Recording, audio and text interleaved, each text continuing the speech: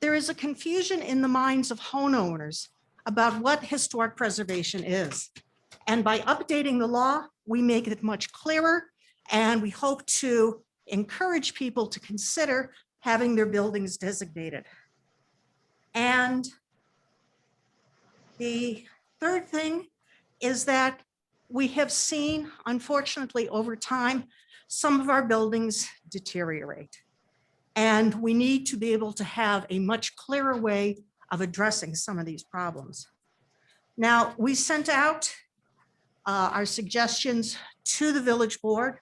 We provided them with a table delineating our suggestions on changes to our current law. The first set of changes really has to do with the structure of the commission. And there's several things like reducing the number of commissioners, delineating the length of term, also the kinds of expertise that individuals on the commission would bring to it. The next set of suggestions has to do with how buildings are designated and making suggestions to adhere to what the model law suggests. Also, there is a section that addresses the interior of buildings that are in public view or in public use. That is something that our local law does not address at all. But probably the biggest section is what has to do with maintenance and enforcement. And those two sections in your table are sections 10 and 11. There really is a lot of material here. I hope that you folks had a chance to read it. What questions or what can I go into more thoroughly for you at this point? Just for starters, you want to bring the number from 9 down to 7. Yeah. Right? And I know currently you need like someone in a historic district and an attorney and a real estate agent, and I don't remember what the other one is. Historian. And a historian. Mhm. One more in there too. But are you talking about removing some of those requirements? No, it would still be there. We would no longer, I think instead of somebody who actually lives in a district, somebody who is involved in his local history or in historic preservation, because we do not have a local historic district, except for the Roycroft, which is not residential. Right. But somebody could live in a historic district in Buffalo and be on this, right? We really like people to be much more local than Buffalo. Right, but I'm Yeah. saying they could right now, the way it's written. Yes, So is that something you'd want to change? Architect was the other one. architect, yeah. Just that section, but actually what this is adhering closer to the, also in historic preservation besides the state level, SHPO, there is the Secretary of the Interior Standards. The Department of the Interior is basically the federal agency in charge of preservation. So the Secretary of the Interior Standards delineates the expertise that they want brought to the group, and that's what we're adhering to. And 7 individuals rather than 9 individuals, it's really hard to find 9 people. And 7 people we've been working with for the past year, and that's working out pretty well. And it's also going with the model law. Marion, so it's called a model law. So I'm wondering, is there flexibility? Because it looks like some things that you want to come in line with the model and some you want to maintain what we currently have. Right. So we're not obligated to be aligned with the 2014 law. Is that what you're saying? That's why it's a model. You Okay, know, that's what we I base the our word model. law Okay. on that. Yes. Okay. Yes. Yeah, because I think most of the things that you're suggesting make sense. Mhm. And also the size of a group too, you can get more accomplished with a smaller group Right, sometimes right. too. Yeah. I Right. did have one question about the 4-year terms. Mhm. So doing consecutive and all that. So are you finding that you're able to keep members without Yes. too much turnover? Or? Well, in the past, we've had members that have stayed for 10 years or more. So having somebody who had, and also because things don't tend to change over a longer period of time. So it's really helpful to have somebody in place who will be there to see a project from beginning The to end. continuity, sure. Right. Right. A couple of the other things that we are doing is when I talked about National Register, since in the past 2 years, St. Matthias has been put on the National Register of Historic Places. The bank on Main Street is in the process of undergoing National Register review. They'll actually be voted on in New York State in June. Local landmarks, we have had St. Matthias is put in to be a local landmark, and the Masonic Temple also is now designated as a local landmark. Now, the thing that making this law clearer and more easy for individuals to understand is that, for example, the bank building, the tax benefits for that project to be on the National Register will be about 40% of the cost of the project. So think about our businesses on Main Street. And if they were to do any updates, if they were to work on the exterior of their buildings, there could be a significant tax advantage for them if they were listed on the National Register.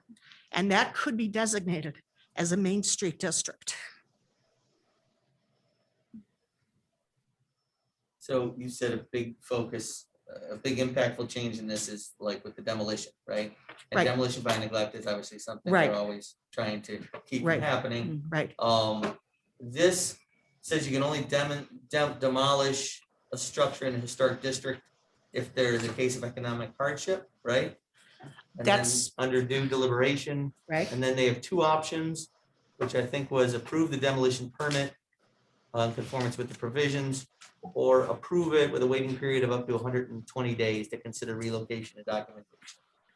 Right, so the HPC is going to hold a public hearing to take one of those actions.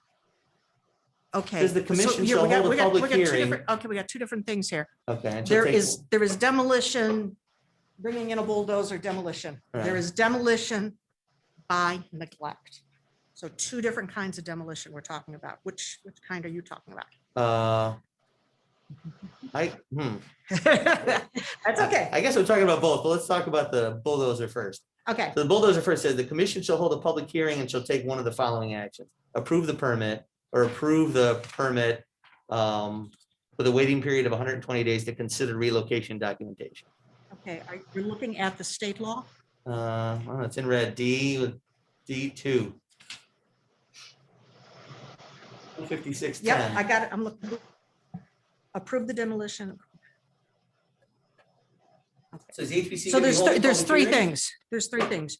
You can approve it, or you can approve it with a waiting period, or you can deny it. Deny it, right. And then during the waiting period, if you continue on to E, and if you deny it, there is a list of things, what should be done, what are the options instead of demolition? For example, try to find somebody who can buy the property. Try to adapt it to another use. Can it be removed? Can it be relocated? So Take a someone look. owns this building Mhm. and they apply to have it demolished. Yep. And you guys can say, go ahead. Well, you guys, the HPC would have a public hearing. Is that what you're saying? The HPC would have the public hearing? Well, it would have a hearing, but of course, that then goes to the because demolition is actually, with the town code. I just wondered what that meant by a public, the HPC would have a public hearing. It would be similar to, be similar to the public hearings we have for the designation of landmarks, giving individuals an opportunity to speak, and then we would take their comments into And consideration. then you guys at that point would approve it, or approve it with a 120-day waiting period, or deny it. And then it goes, and then, if we deny it, there still is the town code. And that's, oh, go ahead. Sorry. Okay, You know, for example, there could be underlying structural conditions which would be found to be terribly unsafe that could be found in that 100-day 20 period, at the 120-day period. Oh, So, remember, we are an advisory board. We are Right. not a governing board. so when do you see them deciding if they can relocate? So the owner of the property, if they get conditionally approved, can they just wait the 120 days and bulldoze it?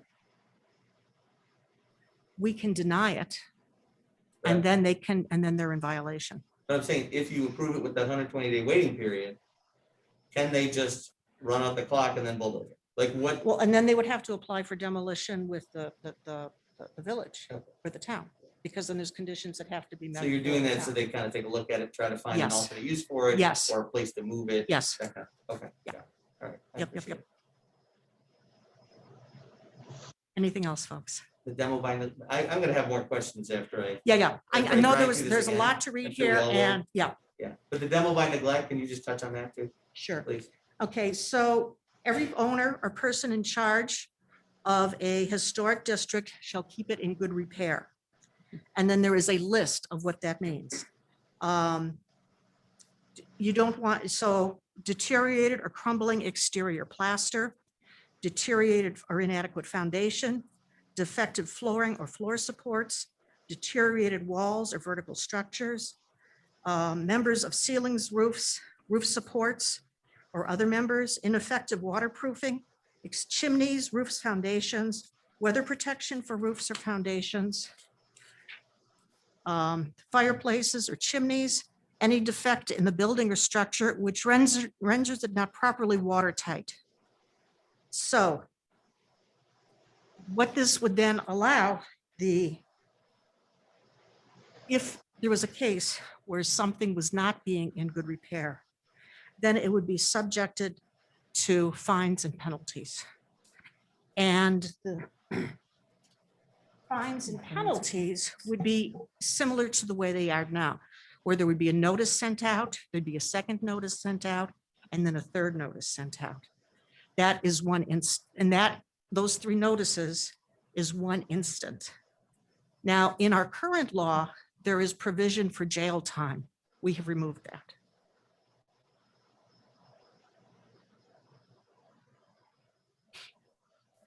So there is a lot of opportunity for people to work on their property and to have it meet the code.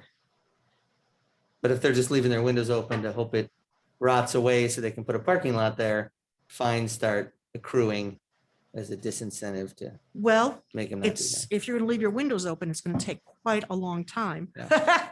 for things to start rotting away. Mhm. But if walls are cracked, if buttressing is needed, if pieces of masonry are falling off of buildings, it's pretty obvious demolition by neglect.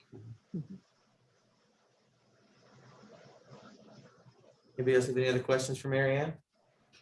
So regarding the penalties and fines, I know we've had problems in the past. Do you feel like these new recommendations will help get people's attention a little better?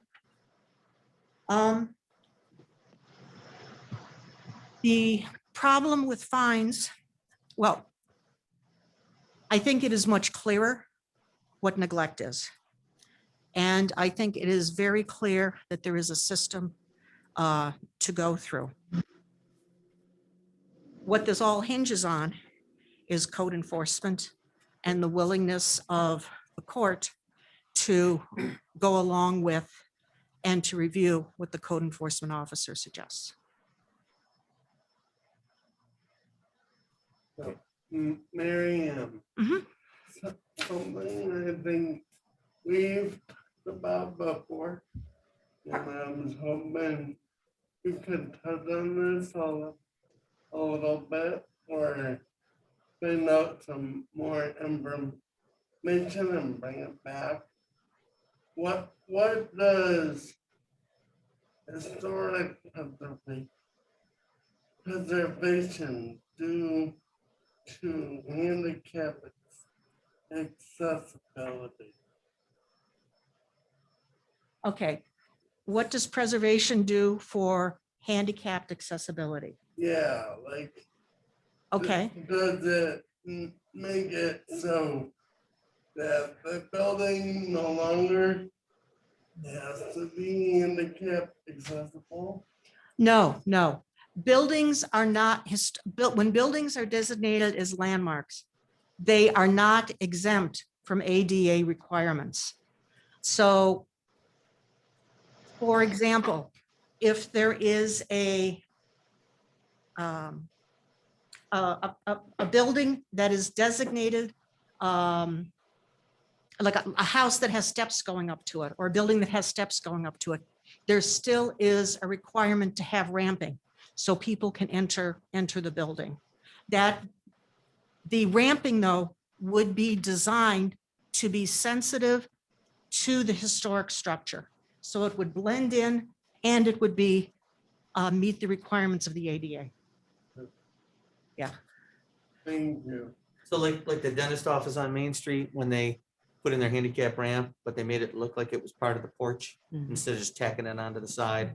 Yeah. So from the street, it looks like it did 100 years ago, Yes, but yet now it's easily accessible as well. exactly. Yeah. Exactly. I love how they did that. That was very smart. Now, what that does mean, though, is, for example, in some public buildings, like a museum, like a historic house. So I had worked at the home of Franklin Roosevelt. So this house was built in 1900. Franklin Roosevelt was our president who was in a wheelchair. There was an elevator in that house that he used to get up and down the stairs. But for our visitors to come and visit FDR's home, we built an elevator on the outside of the building for modern wheelchairs to go up and down. And there is ramping in that building so people can go through. But there are some areas that cannot be made accessible. And in that case, it is considered equivalent to provide another way of presentation.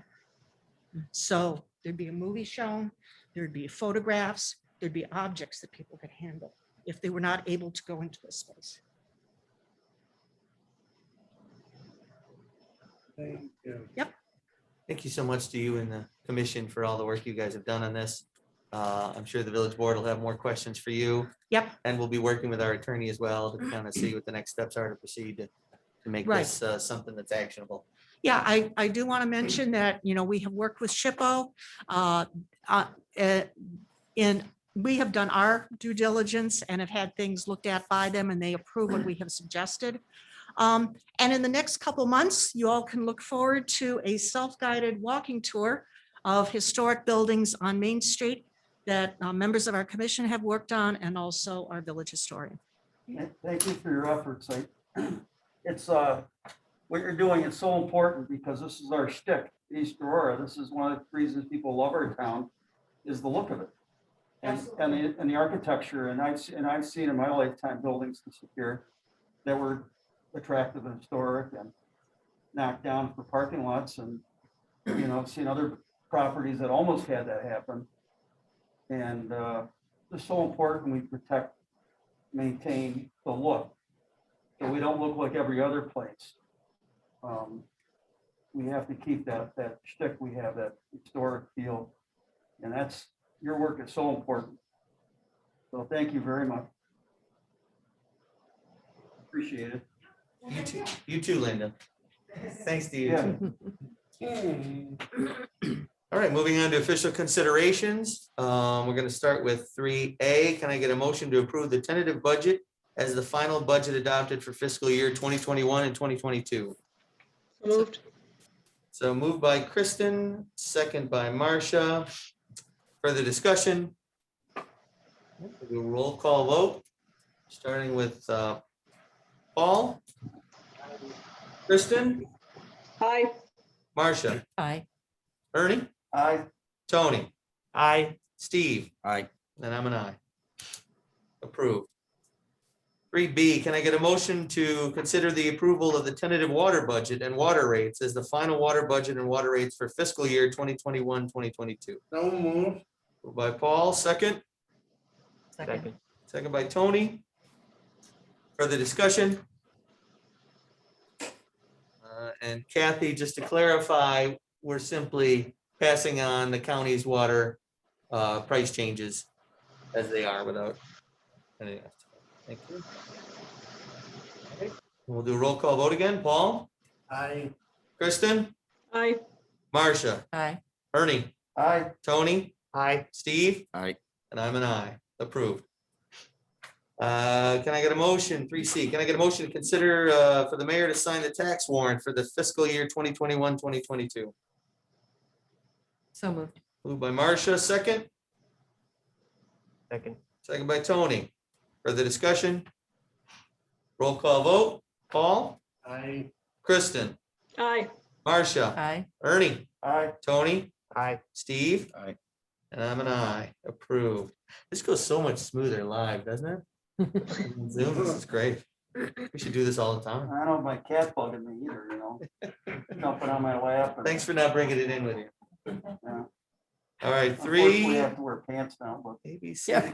E. See, my agenda has 2 E's, so we're gonna go 3, the first E. Can I get a motion to consider authorizing the village attorney to commence legal action? so moved. Moved by Paul, second. Second. Second by Marcia. For the discussion? All those in favor? Aye. Aye. Opposed? Approved? Can I get a motion to consider setting a public hearing for 54 Elm Street, Roger Fayin, for a site plan application for the May 3rd, 2021 meeting? So moved. Moved by Paul, second. Second by Marcia. Further discussion? All those in favor? Aye. Aye. Opposed? Approved. That's set for May 3rd. Can I get a motion to consider setting a public hearing for 700 Main Street, 696 Main Street LLC for a special use permit to May 3rd, 2021? So moved. Moved by Marcia. Second. Second, Second by Paul. Further discussion? All those in favor? Aye. Aye. Opposed? That is set for May 3rd. Can I get a motion to consider setting a public hearing for 738 Main, the Mandala School for a site plan application May 3rd, 2021? So moved. Moved by Kristen, Second. second by Marcia. Further discussion? All those in favor? Aye. Aye. Opposed? Approved. Can I get a motion to consider referring 636 East Fillmore, Lisa DiCarlo, to the Planning Commission for a site plan application on May 4th, 2021? Moved by, is that Steve? Yes. Second by Marcia. Further discussion? I would just like, Liz to chime in and talk a little bit about what we talked about earlier, like it rezoning back or what. So in this application, Mr. Carlos' attorney, Peter Sorgi, has indicated that if this site plan is approved, it would revert to the original October 2019 zoning. I don't disagree with him in that we will be turning this property to residential. You could certainly, in order to make that a condition of your approval at that time, just to be open here with all of the parties involved.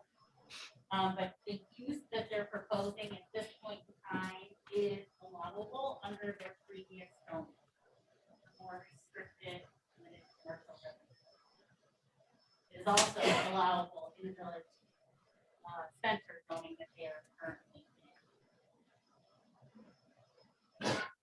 So one question I had was, they're doing significant changes because they're adding the garages and the patios.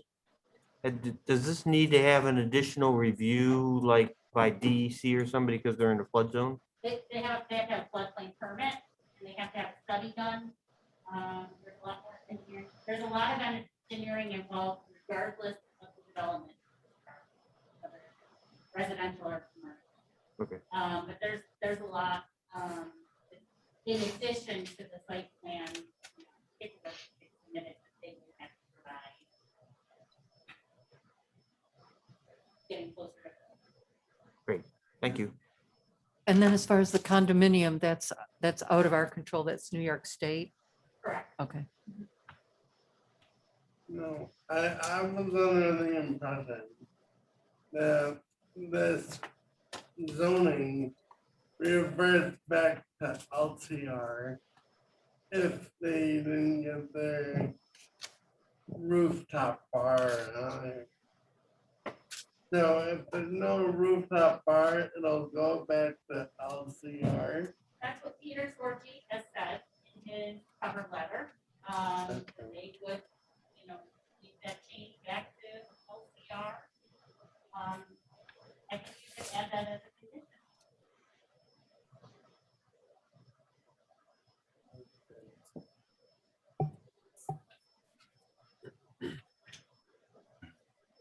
All right, any other questions?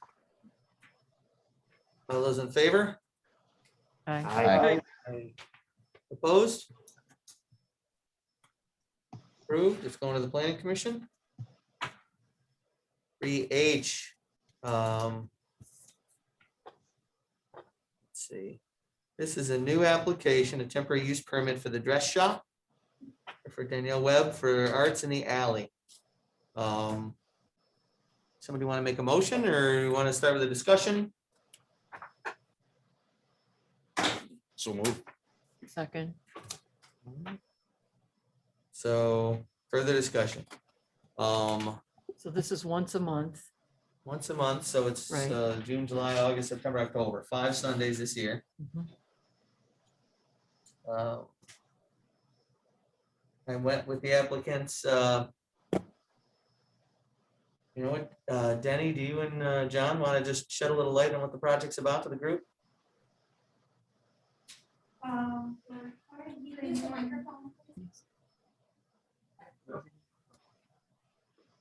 Maureen, does it come out of there? Yeah, you can pull it out of there if you want. We're trying to bring more business into the business district on Sundays. It's been rather lacking for many years, and we're trying to come up with new ways to bring people to do something interesting within the village that's not going to a bar.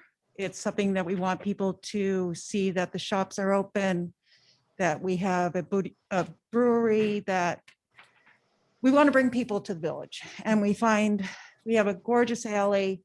It's not used for traffic much on Sundays, and we thought Arts in the Alley would be a great way to do it. So this is how we are starting. And any other questions? Let's talk about some of the concerns I have are fire truck access. I know that lane is something they use. How do you plan on accommodating that? Is it going to be where there's not tents in the actual drive path Yeah, or easily removable, or they just use other egress points? they're going to be all in the parking spaces. There'll be plenty of room for a truck to get The through. tents will be in parking spaces. And how many parking spaces is this going to occupy? Is it 10 or 12? 12. 12. And is it going to start at your property and go down just before Vidler's? It will start at behind Petrosi's. Behind, which is the next one over, going Yes. towards Pine, right? Mhm. Basically where that alley flattens out. Yes. So you guys all know what we're talking about, right? From that business down to the edge of Vidler's. And you talked to Vidler's, I talked to Vidler's. Yep, they're totally for it.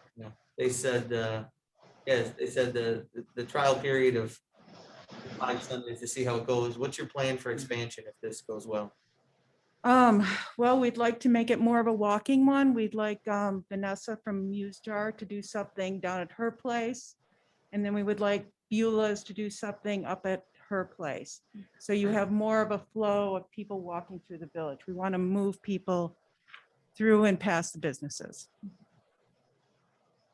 And how many tents do you expect In the future, right now for this? Oh, this next 20. 20 total tents? You think we'll Yes. get 20? yes. Are you selling spots or? We How's it are, what is it?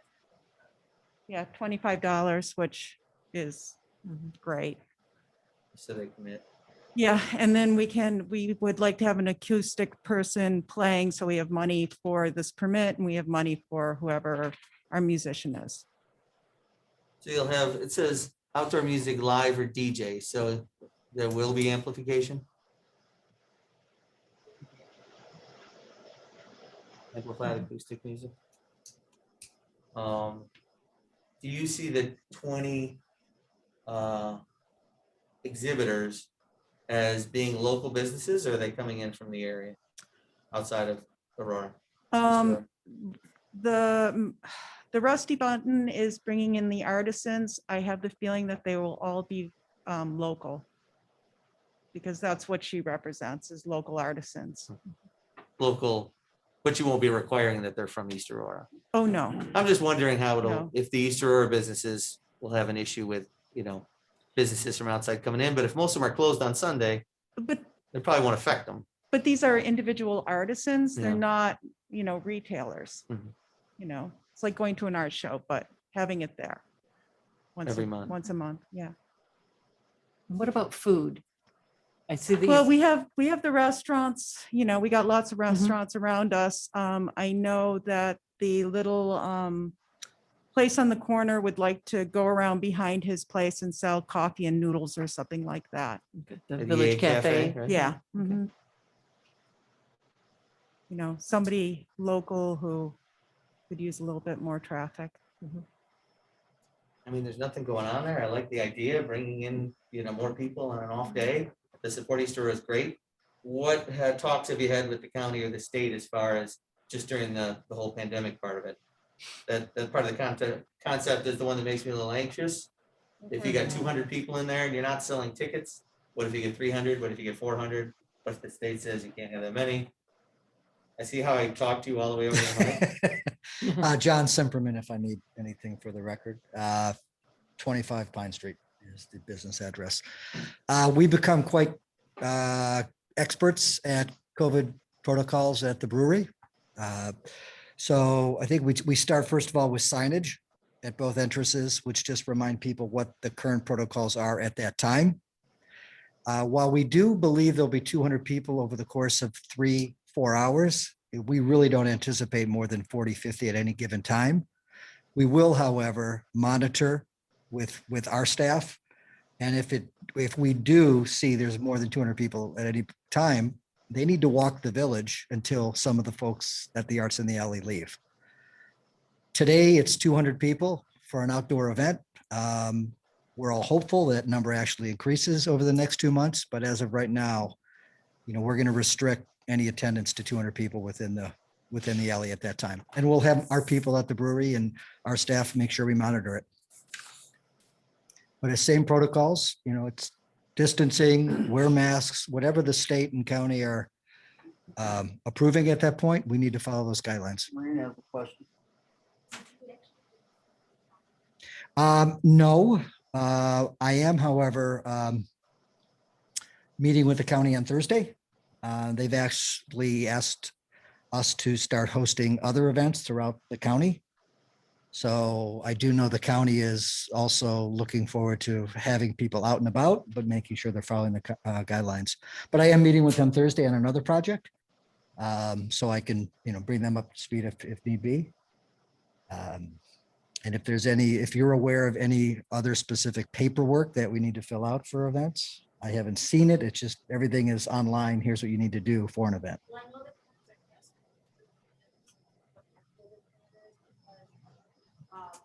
while we're outside, we don't need our masks. Right. But when you're having that like this, it might be clear that you wear masks and it's longer in your mouth. Right, right. So you have to make sure that you're.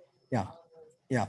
And again, the requirements right now are a little bit of a moving target, but whatever they are at the time, we'll make sure that's what's on our signage and that's what we're enforcing.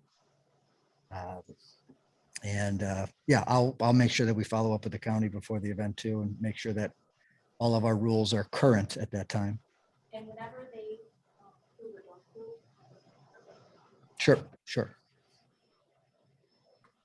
Have you coordinated with the church about the setup time versus, any events they may be having on Sundays? No, not yet. Their mass is at 9:30 a.m. Our event setup begins at 11 a.m. We intentionally pushed it back to an 11 a.m. setup. So we don't anticipate there being, any issues. But, we will make sure, as we've done with all the other neighbors on the alley, that we bring the Reverend up to speed on what the plans are. But again, if you've been to the parking lot there on a Sunday morning, there's 120 spots and I think 6 cars on any given Sunday morning. So we should be okay. Okay.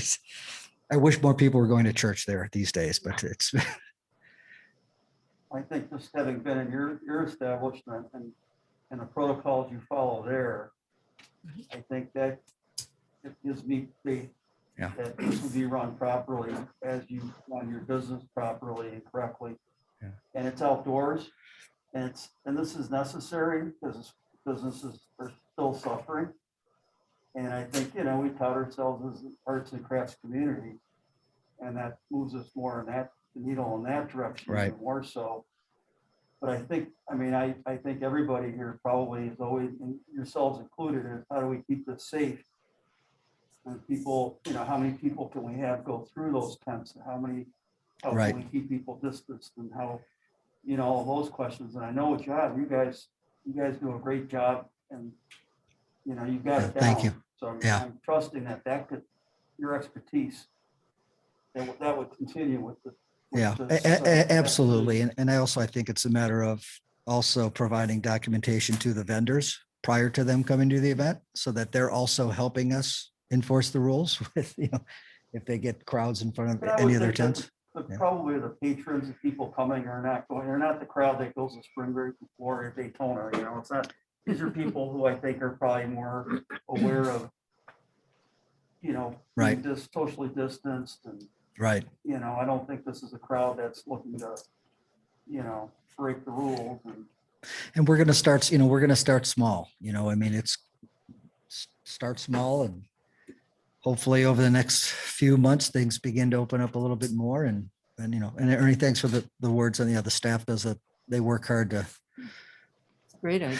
you really, Love it. really think you'll be able to keep people distanced and, keep the crowds flowing in a way that they're not going to be, there's going to be a problem. Yeah, I believe so. I believe so. We have, a lot of space there and, well, again, signage and proper education of the vendors I'm confident that we can provide a very safe event. And I love the idea of bringing some outside people into East Aurora on a day when a lot of businesses are closed Right. anyway, giving them a reason to come here on a Sunday. To Ernie's point about safety and Maureen's comment, I guess I'd be more comfortable just hearing from the county first to make sure it's okay. If you're gonna meet them Thursday, whatever you guys wanna do, but we could table it until May 3rd and weigh in then, and that would also give us time to talk to the fire department and make sure they were comfortable with how it was all laid out. And maybe even the Reverend. Would that be a as far as- problem? Is that gonna hold up your- Yeah, I'm just Give it a little more concerned time? about believe it or not, there's a lot of events on the calendar throughout the region. So I'm just, Danny, that's more of a question of giving the vendors enough time to Mhm. be able to commit.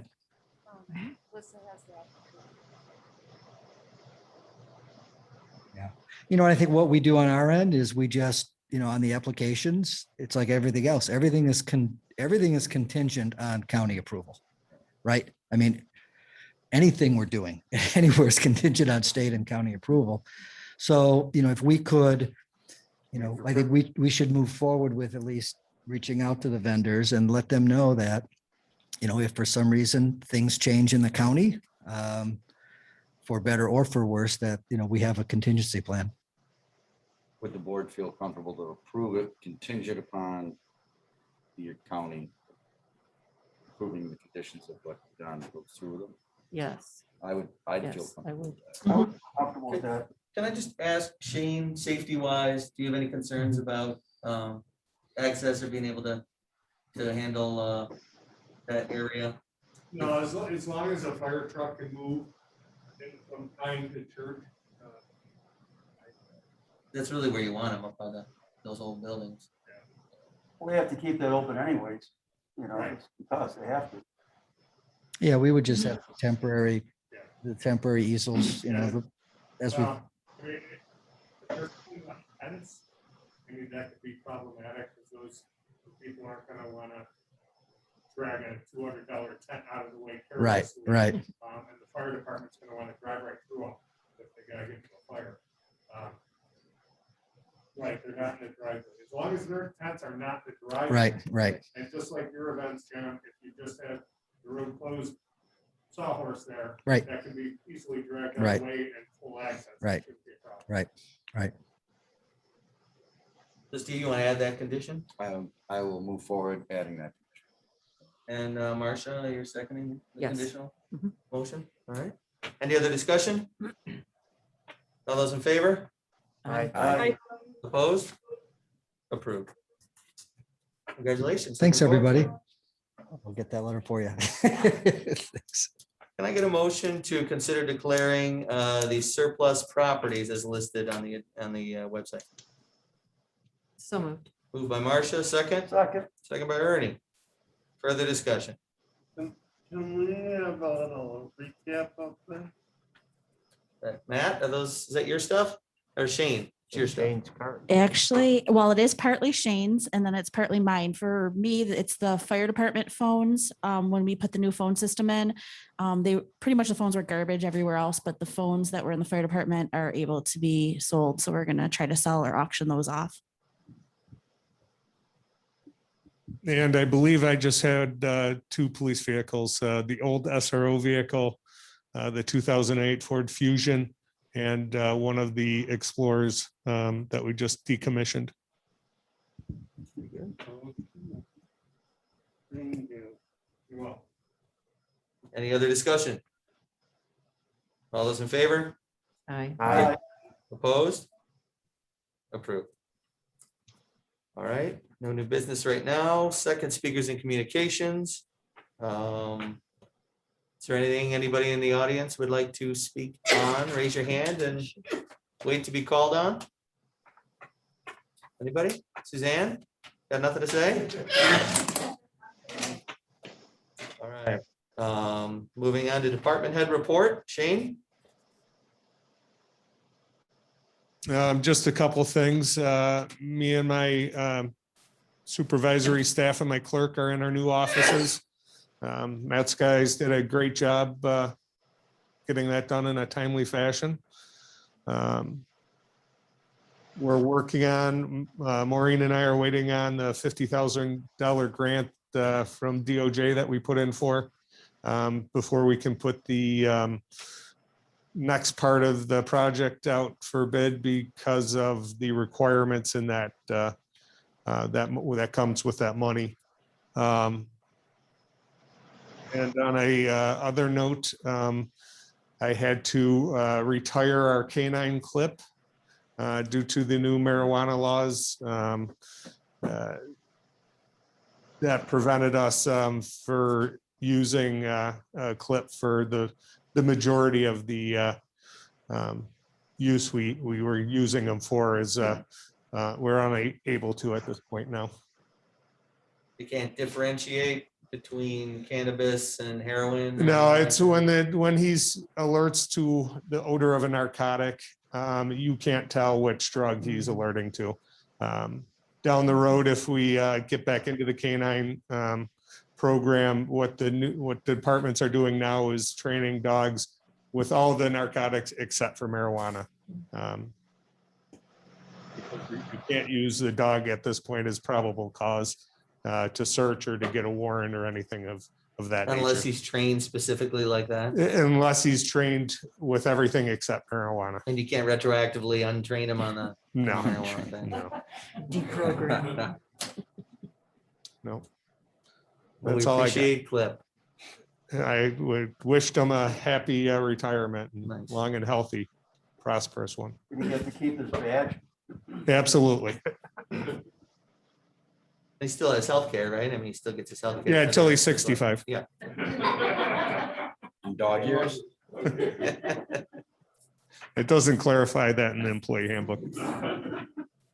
All right, anything else, Shane? No, that's it. Thank you. Matthew?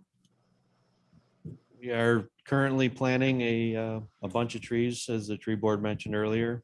Getting ready to do some maintenance work at Hamlin Park. And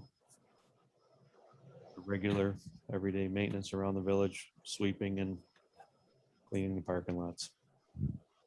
So Matt, when it comes to the 60 or 65 trees you're gonna plant in the right of way this year, and like you do every year, do you just use like smaller trees or trees with small like root bases just to make sure 10 years from now they're not heaving the sidewalk or getting into the power lines? We're planting more appropriate trees for the areas that they're going in. The roots are, they grow more downward than outward when we plant them near the sidewalks, and we're actually trying to plant them further from the sidewalks as of late, just to avoid any of those issues in the future.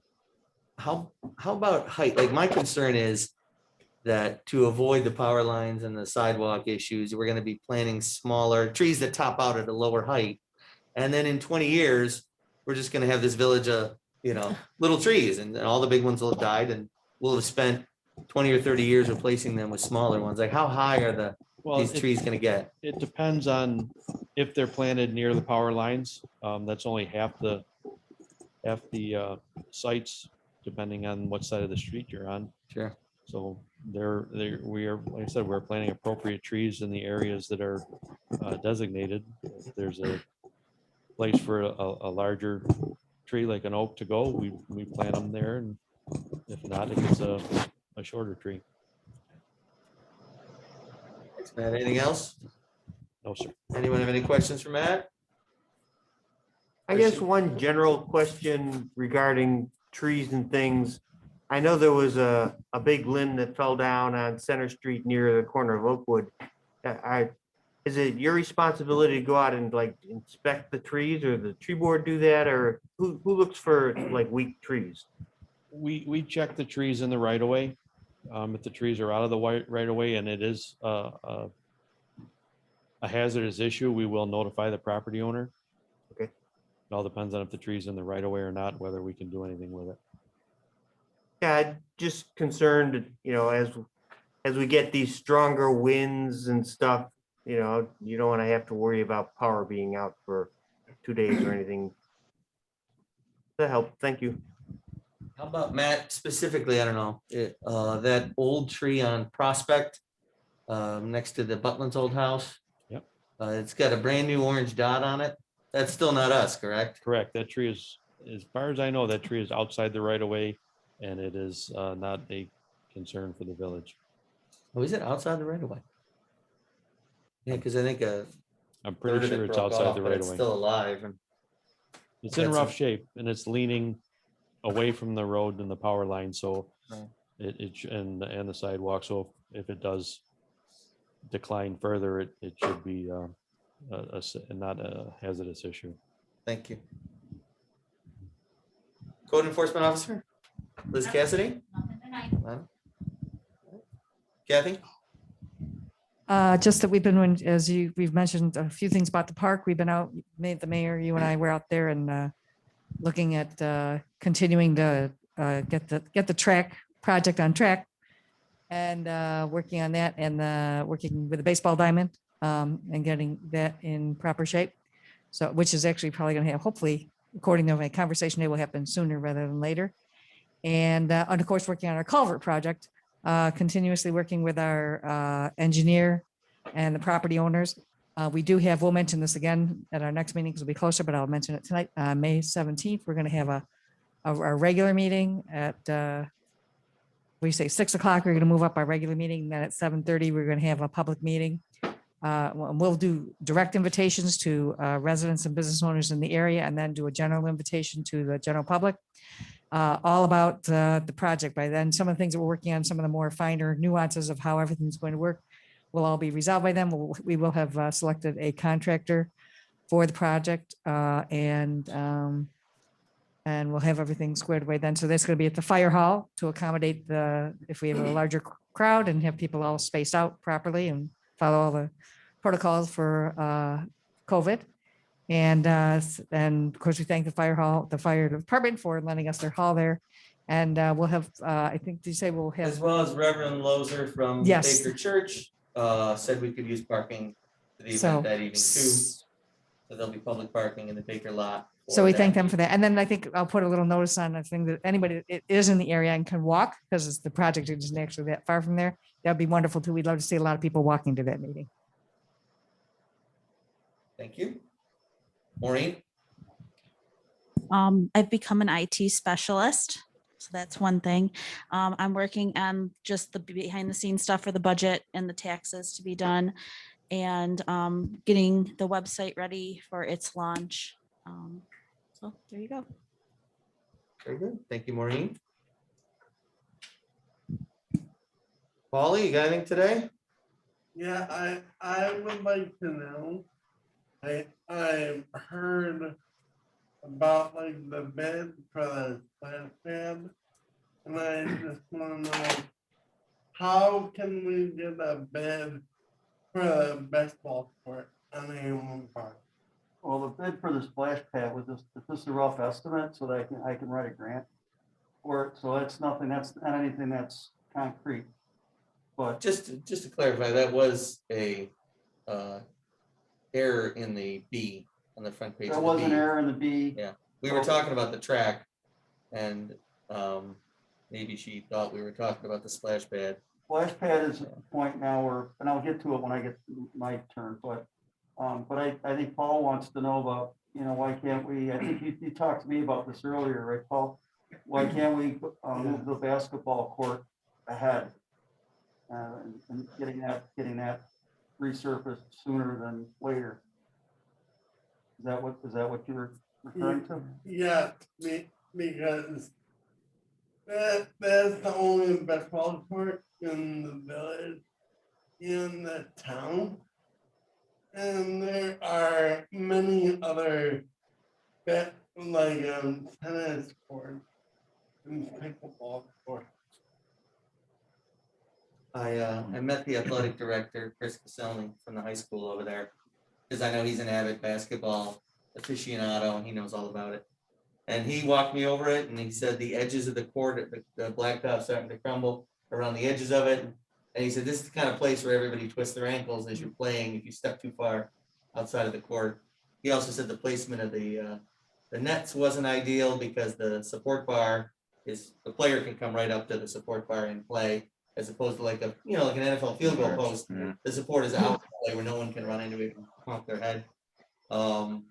He talked about there's a tree growing over the corner of the court to a certain extent. It goes east-west, and ideally all courts and fields should go north-south because of the sun. And he made his plug to have 2 courts put in. But I'd be reticent to chew up too much green space in the park. I mean, we balance the passive and the active use of that park. So I could see us either redoing that court or replacing it in a different spot.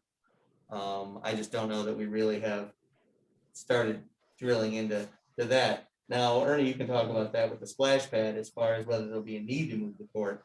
But there's definitely a need there, Paul, for sure.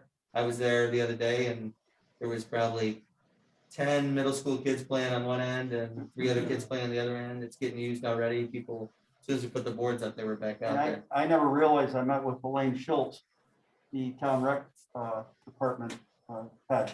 And she told me that in the summer, and I don't know this because I'm not over there during the day, with the summer program, they use it for chalk drawing. They use it as kind of a base area. There's actually put tables out on it. It gets used a lot in the summer for the summer town rec program as well. So that court gets a lot of use, and you're right about it being pretty important. Now, I don't know, do you want me to skip ahead, Mayor? Sure, go for it. Now, okay, so I finally got a rough estimate from a gentleman that we met with earlier in the year, or actually last year in the fall, as to the cost of the splash pad. Now we're going to try to do this not using taxpayer funds. I will be writing a grant with the help of a professional who I know, who will be applying for a grant for this money. The splash pad, the equipment and the installation estimate is roughly $90,500. That's just the splash pad. Now, we also wanted to include a play area for 2 to 5-year-old children, because that's lacking right now. There's no play area for smaller kids, and that would be about $36,000 total. That's equipment, that's the installation and the safety surfacing and all of that. So the grant, it'll be about $120,000 grant that I'll be looking to get. Where we thought might work, and I talked to Elaine about this, is to the west of the basketball court, near the playhouse. There's an area that there aren't any trees. It's not used for much of anything. There's no picnic tables there. Trees will not be damaged in that space or That's root where systems. the band plays for the Kiwanis Chicken Barbecue, right? I That's don't like know the what only example. thing I've ever seen they use for that grassy area. It's Yeah. it's not even grassy. There's like a sidewalk that cuts across it, but it would be closer there. The reason that would be an ideal spot is parents with younger children who have older children can set themselves up at that splash pad play area and can still, watch their older kids playing on the other side, the other side of the basketball court. They can still keep an eye on them, and hopefully, when we eventually get a bathroom near the playground and the court and the splash pad, it'll be at a closer location for small children to get to the restroom. It'll be What if- more. Just spitball, what if we move the court north-south into that grassy area? And then with the splash pad and young children playground closer to the big playground? That And then the was the court's, that was the and the original court's plan. farther away from the playground, so if older kids are playing and getting mouthy. Well, that was an issue when I was, subject to it. even when I had my kids were younger and I go to the playground, we'd have a basketball game going and, language was an issue sometimes and the kids were, that's a good idea too. I mean, everything's open. We can do anything we need to. Sure. Mostly it's getting the sun, having it be a sunny area that's not overly, shaded, that doesn't harm the trees, it doesn't take up, green space. That's in an area that's. It'd be nice if we didn't have to take out any of the big trees. There won't be any trees taken down for the flag. Maybe pad prune or those the two that are playground. close to the court. Well, I don't know if you're going north-south with the court. I don't know how that's Yeah, gonna I mean, impact it. I don't know that that's gonna, but where we were talking about the splash pad, there are no trees and there are no tree roots. It's just a space that is actually vacant. It's not a bad location, but if you wanted to move the basketball court, these are all details we can get to later. Mm. But I have a rough estimate, so I can go ahead now and apply for a grant, cross fingers, and see what happens. So can you is it all or nothing on the grant? Can you get a partial and maybe the DPW does some of the work? And we still get Something like there. that, or if they do part of the work, maybe we have money left over, we can apply it to the basketball court. That's an option too, or maybe we throw the basketball court in as part of the grant.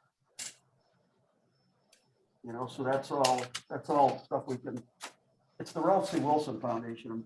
I'm telling you, because this is something that they do a lot of, youth recreation, outdoor recreation, play areas for children. This is something I think that would be in their wheelhouse, and this is something that they might be interested in helping us with. We'll see what happens. Let's cross fingers, but at least we have, we've got a starting point, and then we can talk about where we want it to go. We need to have the water drain away. Possibly we include a cistern. The gray water could be used to water the infield. I'm just, things like this could, these are all the details we have to work on down the road, but it needs to be close to the water line. Matt was there. I think we talked about water lines, or maybe it wasn't you, maybe it was Elaine. And we're talking about where the drainage is and where the water lines are, so we can access water. There's no filtration system that's necessary. It's just using, using water that comes through our water mains and then drains out as the kids use it. So be a cool thing to have. It will be. Keep us posted. Thanks, So Ernie. let's Thanks for get doing all the going. legwork. Cross fingers and hopefully we can, and then if we get the grant, then we have to put it out to bid. And Reno lead the way there for what we have to do. And So the reality of that really would be 22, right? 2022. well, depends on how quickly we get the money. If we can get the money sooner, but yeah, wouldn't be this summer. I do like the idea of reorienting the court north-south. That makes sense. With the circumstances now with our infrastructure costs and all the things that are need to do, Exactly. this is neat to do.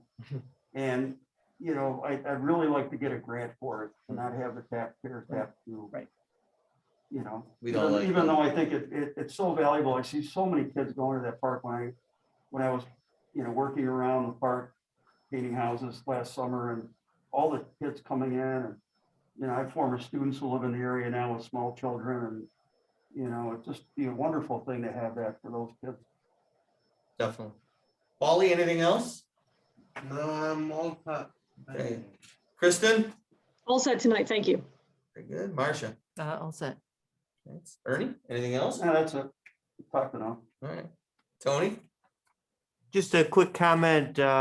Chris Trapp and I met with some of the members of the pedestrian and bicycle board to try and fine tune some of that draft language from the e-bike and scooter situation, the draft law. It's going to take some time to come up with a new draft, but it is underway. That's it. Thanks, Tony. Steve? Nothing tonight. Very good. Couple of things. I want to thank Janice Green at the high school. She's the high school senior volunteer coordinator, and it's her job to find volunteer hours for all the high school seniors in order for them to be able to graduate.